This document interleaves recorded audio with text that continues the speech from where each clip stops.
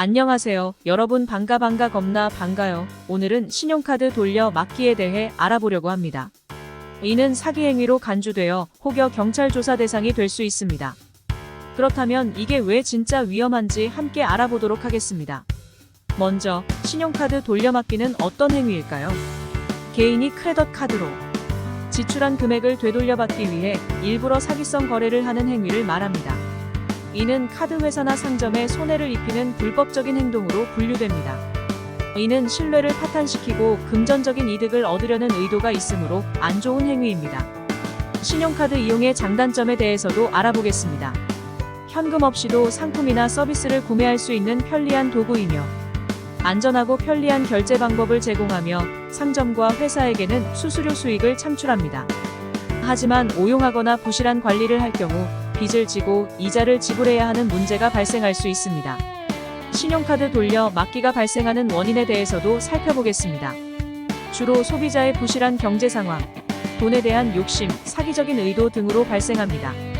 내가 버는 내 돈이 아닌 빌려 쓰는 빚이라는 개념을 가지고 있어야 하지만 소비자가 금전적인 어려움을 겪을 때 신용카드 회사에 대한 원망이나 사기적인 이윤을 얻기 위해서도 유혹을 받을 수 있어요. 그렇다면 신용카드 돌려 막기가 왜 정말 위험한지 알아보겠습니다.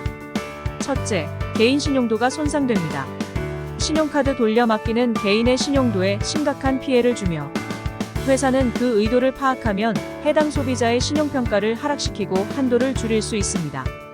이로 인해 카드 이용이 제한되거나 다른 금융거래에서도 부정적인 영향을 받을 수 있습니다. 둘째, 불법 행위의 가능성 및 법적 책임이 있습니다. 법적으로 금지된 행위이며 이를 일삼는 소비자는 불법 행위의 위험성을 감수해야 하며 법적 조치를 받을 수 있습니다. 셋째, 경제적 손실과 장기적 영향이 있습니다. 상점은 상품을 판매한 후에도 결제 금액을 되찾지 못하게 되어 이익을 잃을 수 있습니다. 또한 신용카드 회사는 이것을 예방하기 위해 보안 강화나 수수료 인상 등의 조치를 취할 수 있습니다. 이로 인해 소비자는 결제에 더 많은 비용을 지불해야 할 수 있습니다.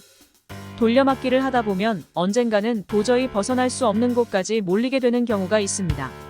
목숨까지도 잃게 되는 그런 경우도 주위에서 많이 보곤 합니다.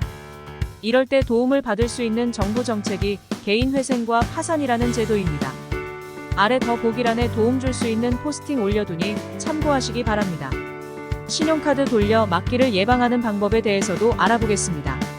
이는 크레딧 카드 사용에 대한 올바른 인식과 패턴을 가지는 것이 중요합니다. 정당한 목적으로 사용하고 결제 후에는 신중하게 관리해야 합니다. 또한 비밀번호와 보안 코드 등 개인정보의 안전을 유지하는 것도 중요한 요소입니다. 소비자는 자신 스스로 책임을 가지고 부실한 경제 상황이라면 조기에 대처하는 것이 좋습니다. 소비자는 신용카드의 원리와 이자율, 결제일과 최소 결제 금액에 대한 이해를 갖고 신중하게 사용해야 합니다. 또한 부실한 경제 상황을 타개하기 위한 수단으로 오용하지 말고 적절한 한도 내에서 사용하는 것이 필요합니다. 건전한 인식의 필요성에 대해서도 알아보겠습니다. 신용카드는 편리한 결제 도구일 뿐만 아니라 책임 있는 사용이 필요한 도구이며 소비자는 크레딧 카드에 대한 건전한 인식을 가지고 사용해야 합니다. 돌려 막기와 같은 불법적인 행위는 개인의 신용도를 손상시킬 뿐만 아니라 법적인 문제와 경제적인 손실을 야기할 수 있습니다. 따라서 올바르게 이해하고 적절히 사용하는 것이 필요합니다. 이렇게 신용카드 돌려 막기가 진짜 위험한 이유에 대해 알아보았습니다. 올바른 인식과 패턴을 가지고 예방하는 것이 중요합니다. 소비자는 책임있게 사용하여 개인의 신용도를 유지하고 서로에게 경제적인 손실을 초래하지 않도록 해야 합니다. 오늘도 땡큐 베리베리 감사합니다.